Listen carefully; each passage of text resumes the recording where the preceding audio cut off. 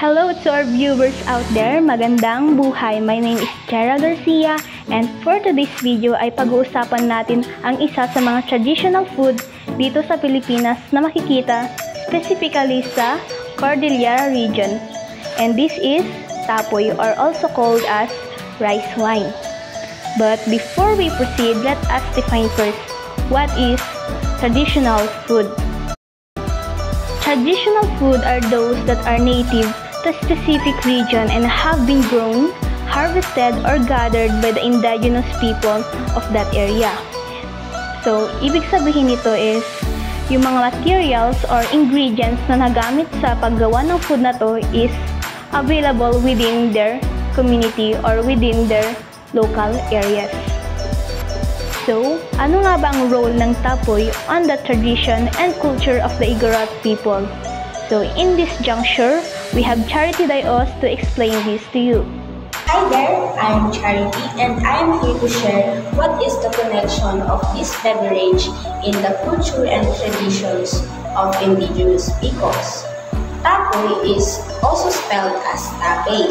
It is a traditional rice wine here in the Philippines, particularly in Cordillera Administrative Region. Its origin is traced back to the indigenous tribe of Banawe and Mountain Province.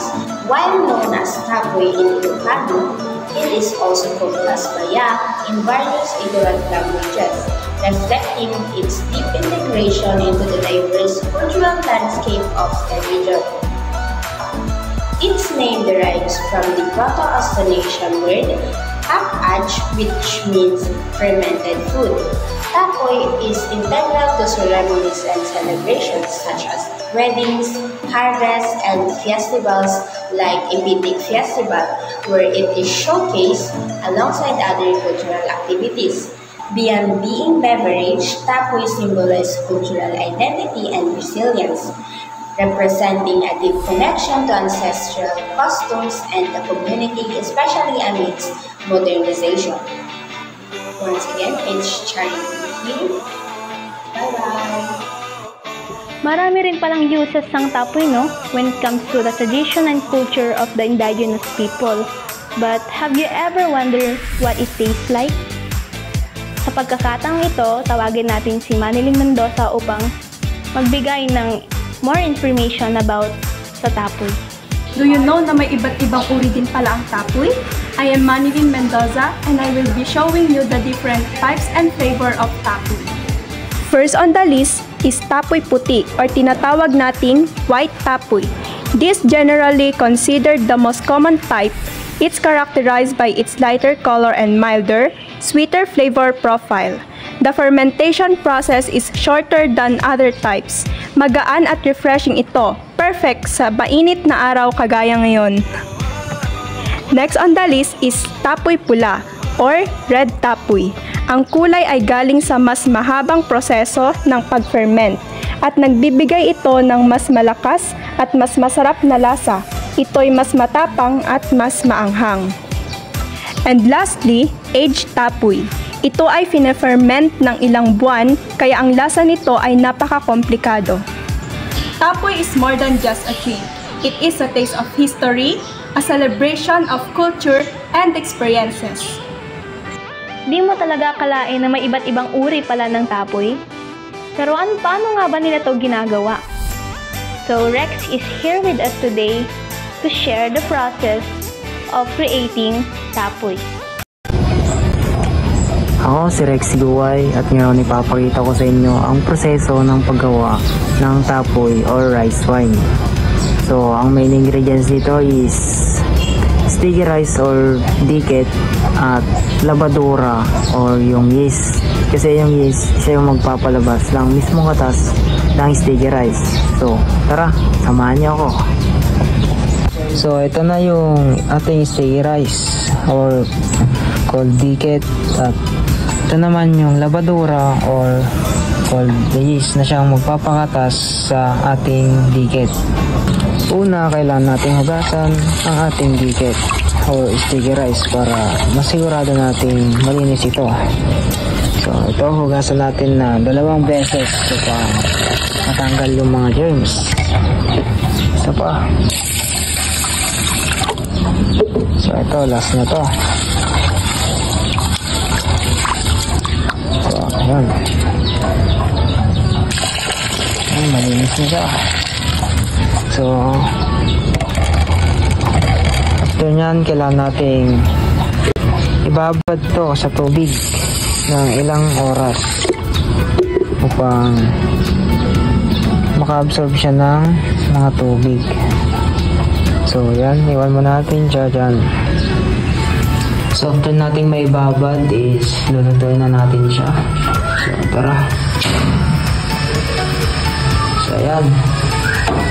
So mag-aantay ulit tayo ng ilang mga minuto bago ito maluto. So ayan, luto na siya. Kaya set aside muna natin para lumamig. Bago natin ilagay sa ating lalagyan. So okay na, hindi na siya masyadong mainit. Kaya lalagay na natin dito sa ating lalagyan. So tara, halin na natin.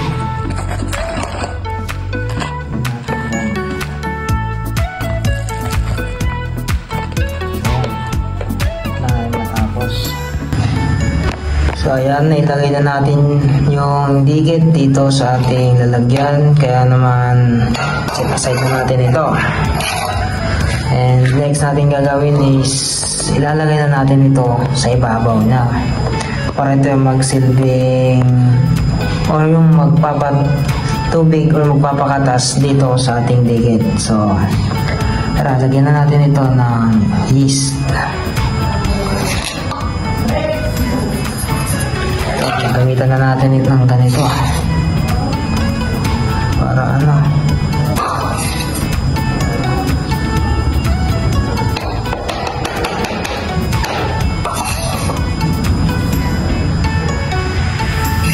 so ayan. So bali dinurog ko na pala itong yeast na nilalagay ko para hindi na masyadong madami yung gagawin. So lagyan pa natin. So bali okay na pala yan. Pero ito pa, lagyan pa natin, dagdagan natin. So okay na to. So next is tatakpan na natin siya. Wait lang, meron pa. So siguraduhin natin na selyado o walang hangin makakapasok dito para hindi mag-moist. So ito, takpan na natin siya. Lagyan natin ng cellophane. Takpan natin, takpan. Takpan natin siya ng pit para walang mag-moist. So yan. So okay na yan. So bali yan, lalagyan ulit natin ng cover mamaya. So yan, okay na to. And alinahan lang natin na ilang days, within 20 days magkakaroon na ng juice ito. Kaya that's all, and thank you. Making tapoy really takes a lot of time because it needs to be fermented. But if you're willing to try tapoy, you can buy one in the local market from the Cordillera region for a higher quality. But always remember to drink responsibly. And that's all for today's video, and thank you for watching.